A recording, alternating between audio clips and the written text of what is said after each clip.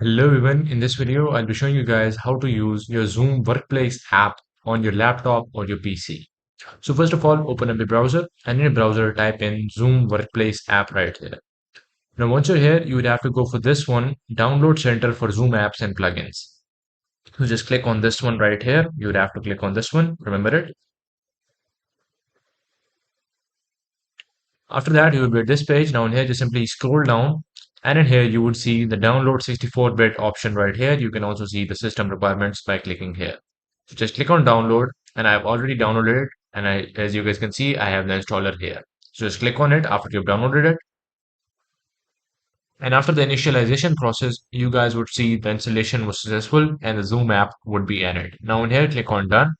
Now in here, you have to choose an account to continue Zoom. Just choose that account. And as you guys can see, after logging in, I am successfully able to use the Zoom Workplace app on my laptop. You guys can do the same on your PC as well. So that is pretty much it. And I hope you guys liked this video. And if you did, don't forget to like, share, and subscribe. And I'll see you guys in the next video.